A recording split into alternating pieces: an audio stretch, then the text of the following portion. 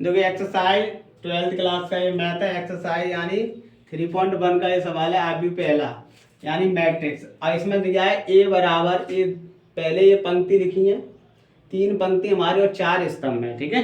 अब उसके बाद ये लिखा है, पहला क्वेश्चन है आपका आव्यूह की कोटि। आव्यूह की कोटि, तो आव्यूह कोटि का मतलब होता है पंक्ति और स्तंभ, यानी पहले पंक्ति और स्तंभ की जो संख्या होती है उन्हें हम कहते हैं कोटि, ठीक है।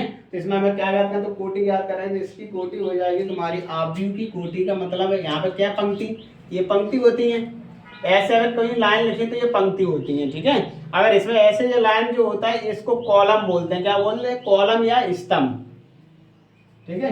तो हम क्या करें, सबसे पहले इसमें सवाल क्या है, मैट्रिक्स जो लिखा है ए के मानो, तो हमें क्या करना है, इसमें पंक्ति पहले, कोटि का मतलब होता है पहले पंक्ति और बाद में स्तंभ। तो इसमें कितनी पंक्ति हैं, 1 2 3, तो यहाँ लिखेंगे हम 3, तो हम लिखेंगे यहाँ पे पंक्ति हो गई, और स्तंभ हमारे के 1 2 3 और 4, तो 4 स्तंभ आ गए ऐसे करके।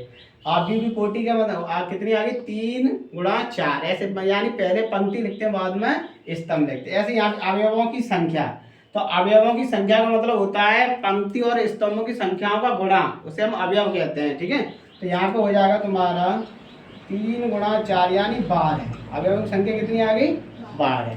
अब उसके बाद अवयव है, क्या निकालना है, अवयव निकालना है। अब यहाँ अवयव दे रहा है A13, यहाँ पे ऐसे करके दे रहा है, तो यानी A13, इसका हमें अवयव निकालना है।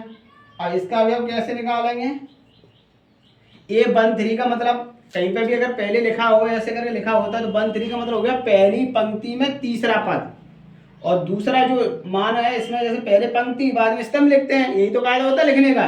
तो यहाँ पे पहला पंक्ति दूसरा स्तंभ है, तो पहली पंक्ति में तीसरा स्तंभ इसमें दे रहा है, पहली पंक्ति में तीसरा स्तंभ, तो पहली तो पंक्ति देखेंगे और तीसरा स्तंभ 1 2 3, यानी ये आ गया, कितना आ गया, 19 आ गया ऐसे करके। ये 13 का मान कितना है, 19 आ गया। ऐसे यहाँ पे A21, और A21 का मतलब पहले, अब इसमें दूसरी पंक्ति में पहला मान 35 है, तो यहाँ पे 35 आ गया तुम्हारा, ठीक है।